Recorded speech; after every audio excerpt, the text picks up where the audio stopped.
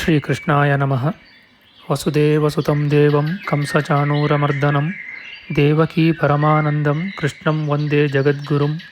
ಬ್ರಹ್ಮಸ್ಥಾನ ಸರೋಜ ಮಧ್ಯವಿಲಸಚ್ಛೀತಾಂಶು ಪೀಠಸ್ಥಿತಂ ಸ್ಫೂರ್ಜತ್ಸೂರ್ಯರುಚಿಂ ವರಾಭಯಕರಂ ಕರ್ಪೂರಕುಂದೋಜ್ವಲಂ ಶ್ವೇತಸ್ರಗ್ವಸನಾನುಲೇಪನಯುತಂ ವಿದ್ಯುದ್ರುಚಾ ಕಾಂತಯಾ ಸಂಶ್ಲಿಷ್ಟಾರ್ಧತನುಂ ಪ್ರಸನ್ನವದನಂ ವಂದೇ ಗುರುಂ ಸಾದರಂ. ಶ್ರೀಗುರುಭ್ಯೋ ನಮಃ. ಲಂಬೋದರಂ ಪರಮಸುಂದರಮೇಕದಂತಂ ರಕ್ತಾಂಬರಂ ತ್ರಿನಯನಂ ಪರಮಂ ಪವಿತ್ರಂ ಉದ್ಯದ್ದಿವಾಕರಕರೋಜ್ವಲಕಾಯಕಾಂತಂ ವಿಘ್ನೇಶ್ವರಂ ಸಕಲವಿಘ್ನಹರಂ ನಮಾಮಿ. ತ್ವಾಂ ದೇವ ವಿಘ್ನಧಲನೇತಿ ಚ ಸುಂದರೇತಿ ಭಕ್ತಿಪ್ರಿಯೇತಿ ಸುಖದೇತಿ ಫಲಪ್ರದೇತಿ ವಿದ್ಯಾಪ್ರದೇತ್ಯಗಹರೇತಿ ಚ ಯೇ ಸ್ತುವಂತಿ ತೇಭ್ಯೋ ಗಣೇಶವರದೋ ಭವನಿತ್ಯಮೇವ. ಶ್ರೀಮಹಾಗಣಪತಯೇ ನಮಃ. ಯಾ ಕುಂದೇಂದು ತುಷಾರಹಾರಧವಳ ಯಾ ಶುಭ್ರವಸ್ತ್ರಾವೃತ ಯಾ ವೀಣಾ ವರದಂಡಮಂಡಿತಕರ ಯಾ ಶ್ವೇತಪದ್ಮಾಸನ ಯಾ ಬ್ರಹ್ಮಾಚ್ಯುತಶಂಕರಪ್ರಭೃತಿಭಿಃ ದೇವೈಃ ಸದಾ ವಂದಿತಾ ಸಾ ಮಾಂ ಪಾತು ಸರಸ್ವತೀ ಭಗವತಿ ನಿಶ್ಶೇಷಜಾಡ್ಯಾಪಃ. ಶ್ರೀ ಸರಸ್ವತ್ಯೇ ನಮಃ. ವೇದಾರ್ಥತತ್ವವಿಶದೀಕರಣೇನ ಪುಂಸಾಂ ಉಚ್ಚೈರ್ಗತಿಂ ಜಗತಿ ಯೋ ದಯಯಾ ವಿಧಾತುಂ ರಮ್ಯಾಂ ಪುರಾಣಪದವೀಂ ಪ್ರಣಿನಾಯ ತಸ್ಮೈ ಲೋಕೇಶವೈಭವಪುಷೇ ಋಷಯೇ ನಮಸ್ತಾತ್. ತಸ್ಮೈ ವ್ಯಾಸಾಯ ಮುನಯೇ ಸರ್ವಜ್ಞಾಯ ಮಹರ್ಷಯೇ ಪಾರಾಶರ್ಯಾಯ ಶಾಂತಾಯ ನಮೋ ನಾರಾಯಣಾತ್ಮನೇ. ಶ್ರೀವ್ಯಾಸಾಯ ನಮಃ. ನಾರಾಯಣಂ ನಮಸ್ಕೃತ್ಯ ನರಂ ಚೈವ ನರೋತ್ತಮಂ ದೇವೀಂ ಸರಸ್ವತೀಂ ವ್ಯಾಸಂ ತತೋ ಜಯಮುದೀರಯೇತ್. ಕನಕರುಚಿದುಕೂಲಃ ಕುಂಡಲೋಲ್ಲಾಸಿಗಲ್ಲಃ ಶಮಿತಭುವನಭಾರಃ ಕೋಪಿ ಲೀಲಾವತಾರಃ ತ್ರಿಭುವನಸುಖಕಾರಿ ಶೇಷಶಾಯೀ ಮುಕುಂದೋ ಪರಿಕಲಿತರಮಾಂಗೋ ಮಂಗಲಂ ನಸ್ತನೋತು. ನಮಾಮಿ ಗೋವಿಂದಪದಾರವಿಂದಂ ಸದೇಂದಿರಾನಂದನಮುತ್ತಮಾಡ್ಯಂ ಜಗಜ್ಜನಾನಾಂ ಹೃದಿ ಸನ್ನಿವಿಷ್ಟಂ ಮಹಾಜನೈಕಾಯನಮುತ್ತಮೋತ್ತಮಂ. ನಮಸ್ತೆ ಚಕ್ರಹಸ್ತಾಯ ಶಾಂಗಹಸ್ತಾಯ ತೇ ನಮಃ. ನಂದಹಸ್ತಾಯ ತೇ ವಿಷ್ಣೋ ಶಂಖಹಸ್ತಾಯ ತೇ ನಮಃ. ಓಂ ನಮೋ ವಾಸುದೇವಾಯ ನಮಃ ಸಂಕರ್ಷಣಾಯ ಚ ಪ್ರದ್ಯುಮ್ನಾಯ ನಮಸ್ತುಭ್ಯಂ ಅನಿರುದ್ಧಾಯ ತೇ ನಮಃ. ದಂಷ್ಟ್ರಾಗ್ರೇಣೋ ಧೃತಾ ಗೌರು ದಧಿಪರಿವೃತಾ ಪರ್ವತೈರ್ನಿಮ್ನಗಾಭಿಃ ಸಾಕಂ ಮೃತ್ಪಿಂಡವದ್ಬೃಹದುರ್ವಪುಷಾನಂತರೂಪೇಣ ಯೇನ ಸೋಯಂ ಕಂಸಾಸುರಾರಿರ್ಮುರನರಕದಶಾಸ್ಯಾಂತಕೃತ್ಸರ್ವಸಂಸ್ಥಃ ಕೃಷ್ಣೋ ವಿಷ್ಣುಃಸುರೇಶೋ ನುದತು ಮಮ ರಿಪೂನ್ ಆದಿದೇವೋ ವರಾಹಃ. ನಮಸ್ತಸ್ಮೈ ವರಾಹಾಯ ಲೀಲಯೋದ್ಧರತೆ ಮಹೀಂ ಖುರಮಧ್ಯಗತೋ ಯಸ್ಯ ಮೇರುಖಣಖಣಾಯತೆ. ಶ್ರೀ ವರಾಹಮೂರ್ತಯೇ ನಮಃ. ಪ್ರಿಯ ಬಾಂಧವರೇ, ನಮ್ಮ ಈ ಶ್ರೀ ಲಾಲೀಕೃಷ್ಣ ಚಾನಲ್ಗೆ ಸ್ವಾಗತ. ಹಿಂದಿನ ವಿಡಿಯೋದ ಮುಂದುವರಿದ ಭಾಗವಾದ ಇಂದಿನ ವಿಡಿಯೋದಲ್ಲಿ ನಾವು ಶ್ರೀ ವರಾಹ ಮಹಾಪುರಾಣದ 137ನೆಯ ಅಧ್ಯಾಯದ ಪಂಚಮ ಭಾಗದ ವಿಚಾರ ಮಾಡೋಣ. ಈ ಅಧ್ಯಾಯದಲ್ಲಿ ಸೌಕರ ಅಥವಾ ವಾರಾಹ ಕ್ಷೇತ್ರ ಮಹಿಮೆ, ಸೌಕರ ಕ್ಷೇತ್ರದಲ್ಲಿರುವ ಚಕ್ರತೀರ್ಥ ಸೋಮತೀರ್ಥದ ವಿಚಾರ, ಚಂದ್ರನು ಸೋಮತೀರ್ಥದಲ್ಲಿ ತಪಸ್ಸನ್ನು ಮಾಡಿ ವಿಷ್ಣುವಿನಿಂದ ವರವನ್ನು ಪಡೆದುದು, ಸೋಮತೀರ್ಥದಲ್ಲಿ ಪ್ರಾಣ ಬಿಟ್ಟು ಹೆಣ್ಣು ನರಿಯು ಕಾಂಚಿ ರಾಜಕುಮಾರಿಯಾಗಿ ಜನಿಸಿ ಕಳಿಂಗ ರಾಜಕುಮಾರನ ಪತ್ನಿಯಾದ ಕಥೆ, ಗೃಧ್ರಮಠ ತೀರ್ಥ ಮಹಿಮೆ, ಹದ್ದಾಗಿದ್ದು ಗೃಧ್ರಮಠ ತೀರ್ಥದಲ್ಲಿ ಪ್ರಾಣ ಬಿಟ್ಟುದರಿಂದ ಕಳಿಂಗ ರಾಜಕುಮಾರನಾಗಿ ಜನಿಸಿದವನ ಕಥೆ, ಆಕೇಟಕ ತೀರ್ಥ ಮಹಿಮೆ, ವೈವಸ್ವತ ಅಥವಾ ಸೂರ್ಯತೀರ್ಥ ಮಹಿಮೆ, ಸೂರ್ಯನು ತಪಸ್ಸು ಮಾಡಿ ಯಮ ಯಮುನೆಯರೆಂಬ ಮಕ್ಕಳನ್ನು ಪಡೆದುದು ಎಂಬ ವಿಚಾರ ಮಾಡೋಣ. ಶ್ರೀಕೃಷ್ಣಾಯ ನಮಃ. ಕಳಿಂಗರಾಜನು ಹೇಳುತ್ತಾನೆ, ಮಂಗಳೇ, ತತ್ವವನ್ನು ಕೇಳು. ಪತಿಯು ಕೇಳಿದರೆ ಪತ್ನಿಯು ಒಳ್ಳೆಯದಾಗಲಿ ಕೆಟ್ಟುದೇ ಆಗಲಿ ಅದನ್ನು ಅವಶ್ಯವಾಗಿ ಹೇಳಲೇಬೇಕು. ಧರ್ಮ ಮಾರ್ಗದಲ್ಲಿರುವ ಸ್ತ್ರೀಯರು ಗುಟ್ಟಾದ ಅಥವಾ ಗುಟ್ಟಲ್ಲದ ಯಾವ ವಿಚಾರಗಳನ್ನೇ ಆಗಲಿ ಪತಿಯ ಹತ್ತಿರ ಮುಚ್ಚುಮರೆ ಮಾಡುವುದಿಲ್ಲ. ಯಾವಳು ಬಹು ದುಷ್ಕರವಾದ ಕರ್ಮಗಳನ್ನು ಮಾಡಿ ರಾಗ ಲೋಭಗಳಿಂದ ಮೋಹಿತಳಾಗಿ ಪತಿಯಲ್ಲಿ ರಹಸ್ಯ ವಿಚಾರವನ್ನು ಹೇಳದೆ ಮರೆಸುವಳೋ ಅವಳನ್ನು ಪಂಡಿತರು ಪತಿವ್ರತೆಯೆಂದು ಹೇಳುವುದಿಲ್ಲ. ಮಹಾಭಾಗ್ಯೆ, ಇದನ್ನು ಆಲೋಚಿಸಿ ಸತ್ಯವನ್ನು ಹೇಳು. ಯಶೋವತಿ, ನನಗೆ ರಹಸ್ಯ ವಿಚಾರವನ್ನು ಹೇಳುವುದರಿಂದ ನಿನಗೆ ಅಧರ್ಮ ಉಂಟಾಗುವುದಿಲ್ಲ. ರಾಜನಿಗೆ ಪರಮಪ್ರಿಯಳಾದ ಆ ದೇವಿಯು ಪತಿಯ ಮಾತನ್ನು ಕೇಳಿ ಧರ್ಮವಾದಿಯಾದ ಆತನಿಗೆ ಹಿತವಾದ ಮುಂದಿನ ಮಾತನ್ನು ಹೇಳಿದಳು. ರಾಜನೇ ದೇವನೂ ಗುರುವೂ ಚಂದ್ರನೂ ಆಗಿರುವನು. ಪತ್ನಿಯು ರಹಸ್ಯವನ್ನು ಅವಶ್ಯವಾಗಿ ಹೇಳಬೇಕು.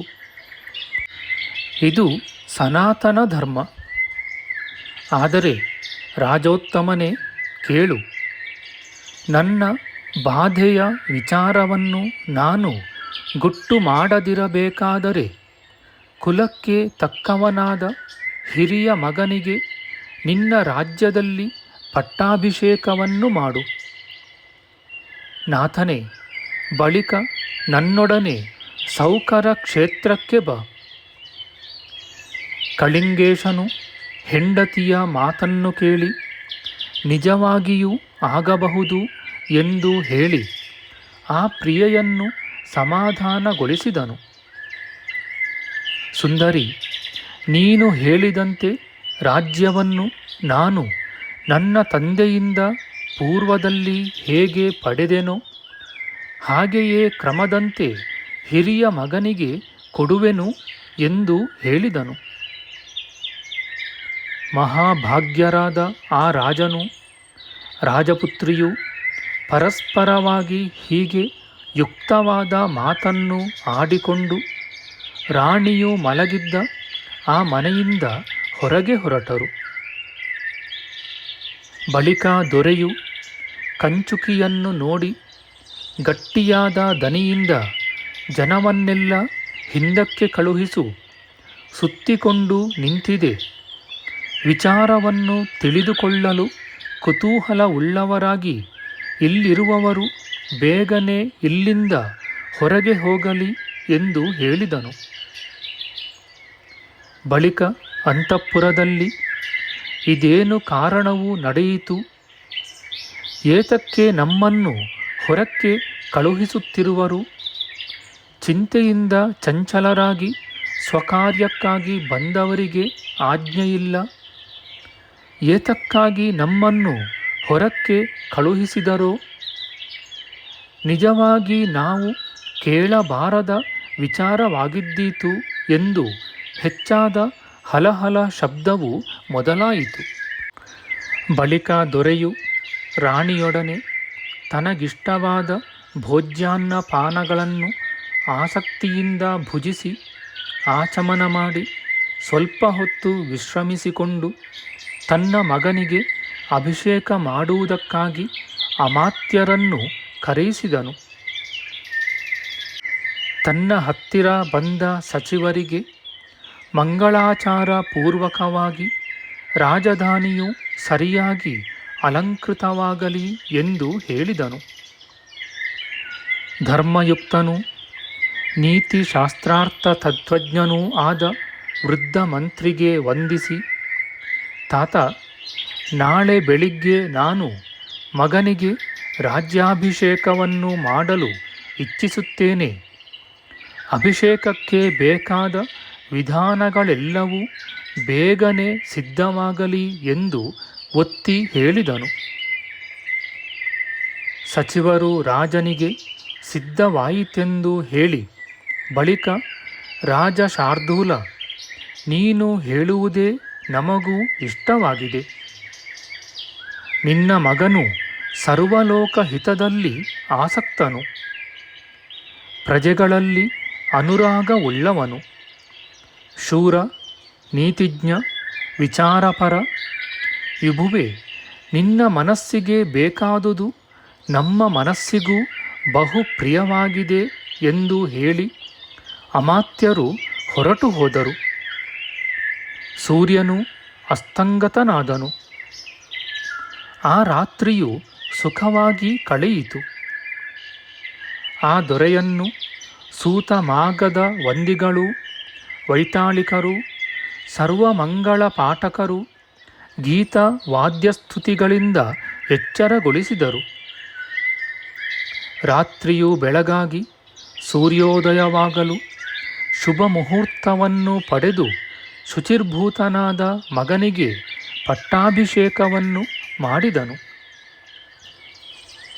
ಧರ್ಮಜ್ಞನು, ಪುತ್ರವಂತರಲ್ಲಿ ಶ್ರೇಷ್ಠನೂ ಆದ ಆ ದೊರೆಯು ಹೀಗೆ ಮಗನಿಗೆ ಆಗ ರಾಜ್ಯವನ್ನು ಕೊಟ್ಟು ಮಗನ ನೆತ್ತಿಯನ್ನು ಆಘ್ರಾಣಿಸಿ ಅವನಿಗೆ ಇಂಪಾದ ಮುಂದಿನ ಮಾತನ್ನು ಹೇಳಿದನು. ಮಗುವೆ, ಪರಮಧರ್ಮವನ್ನು, ಪಿತೃಗಳ ಉತ್ತಾರಣವನ್ನು ಎಂದರೆ ಸದ್ಗತಿಯನ್ನು ಬಯಸುವೆಯಾದರೆ ದೊರೆಯಾಗಿರುವ ನಿನ್ನ ಕರ್ತವ್ಯವನ್ನು ನಾನು ಹೇಳುತ್ತೇನೆ ಕೇಳು. ದಾನ ಮಾಡುವುದನ್ನು ಬಿಡಬಾರದು. ಪರಸ್ತ್ರೀ ಸಂಗ ಮಾಡುವವರನ್ನು, ಶಿಶುಗಳ ಅಥವಾ ಸ್ತ್ರೀಯರ ಕೊಲೆಯನ್ನು ಮಾಡುವವರನ್ನು ಕೊಲ್ಲಬೇಕು. ಪರವನಿತೆಯರನ್ನು, ಅದರಲ್ಲಿಯೂ ಬ್ರಾಹ್ಮಣ ಸ್ತ್ರೀಯರನ್ನು ಬಯಸಬಾರದು. ಸುಂದರಿಯಾದ ಪರನಾರಿಯನ್ನು ಕಂಡರೆ ಕಣ್ಣನ್ನು ಮುಚ್ಚಿಕೋ. ಪರದ್ರವ್ಯಗಳಲ್ಲಿಯೂ ಅನ್ಯಾಯವಾದ ಸಂಪಾದನೆಗಳಲ್ಲಿಯೂ ಆಸೆ ಮಾಡಬಾರದು. ಬಹುಕಾಲ ಎಲ್ಲೂ ನಿಲ್ಲಬೇಡ. ನಿಲ್ಲುವೆಡೆಯನ್ನು ಚೆನ್ನಾಗಿ ಪರೀಕ್ಷಿಸದಿರಬೇಡ.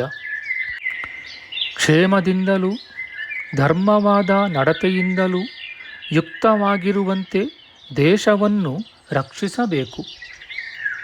ಯಾವಾಗಲೂ ಉದ್ಯೋಗಶೀಲನಾಗಿರು. ಮಂತ್ರಿಯ ಮಾತನ್ನು ನಡೆಯಿಸು. ಮಂತ್ರಿಯು ಹೇಳುವ ಮಾತಿನ ವಿಮರ್ಶೆಯು, ಸ್ವದೇಹ ಸಂರಕ್ಷಣೆಯು ಅವಶ್ಯವಾಗಿ ಮಾಡಬೇಕಾದುದು. ಮಗನೇ, ನನಗೆ ಪ್ರಿಯ ಹಿತೈಷಿಯಾದ ನೀನು ಬ್ರಾಹ್ಮಣರು ಇತರ ಪ್ರಜೆಗಳು ಸಂತೋಷಪಡುವಂತೆ ಮಾಡಬೇಕು. ಈ ಲೋಕದಲ್ಲಿ ರಾಜರಿಗೆ ಸ್ತ್ರೀ ಪಾನಾದಿಗಳಾದ 7 ವಿಷಯಗಳಲ್ಲಿ ಆಸಕ್ತಿಯು ಮಹಾದೋಷವಾಗುವುದು. ಅರ್ಥಹಾನಿಕರವಾದುದನ್ನು ಎಂದಿಗೂ ಮಾಡಬಾರದು. ರಾಜಕಾರ್ಯದಲ್ಲಿ ಬೇಕಾದ ಮಂತ್ರಿಗೆ ಅಪ್ರಿಯವಾದುದನ್ನು ಹೇಳಬೇಡ. ಪ್ರಯಾಣಕ್ಕೆ ಸಿದ್ಧನಾಗಿ ಹೊರಟು ನಿಂತಿರುವ ನನ್ನನ್ನು ತಡೆಯಬೇಡ. ನನಗೆ ಹಿತವನ್ನು ಬಯಸುವೆಯಾದರೆ ನಾನು ಹೇಳಿದುದನ್ನು ಬೇಗನೆ ಮಾಡು. ಕೀರ್ತಿವಂತೆ, ರಾಜಪುತ್ರನು ತಂದೆಯ ಮಾತನ್ನು ಕೇಳಿ ಆತನ ಕಾಲುಗಳನ್ನು ಹಿಡಿದುಕೊಂಡು ಬಳಿಕ ಕರುಣೆಯುಂಟಾಗುವಂತೆ ಮಾತನಾಡಿದನು. ಅಪ್ಪ, ನಿನ್ನಿಂದ ಆಗಲಿ ಯಾವ ಕೆಲಸವನ್ನು ಮಾಡಲಾರದ ನನಗೆ ರಾಜ್ಯದಿಂದಲೂ ಕೋಶದಿಂದಲೂ ಬಲದಿಂದಲೂ ಪ್ರಯೋಜನವೇನು? ನೀನು ಅಭಿಷೇಕ ಮಾಡಿ ನನಗೆ ರಾಜನೆಂಬ ಒಂದು ಅರ್ಥವಿಲ್ಲದ ಹೆಸರನ್ನು ಇಟ್ಟೆ. ತಂದೆಯೇ, ನೀನಿಲ್ಲದ ಮೇಲೆ ಇದನ್ನು ನಾನು ಬಹುಮಾನಿಸುವುದಿಲ್ಲ. ಇಲ್ಲಿ ಬಾಲಕರು ಆಡುವ ಆಟವನ್ನು ಮಾತ್ರವೇ ನಾನು ಬಲ್ಲೆನು.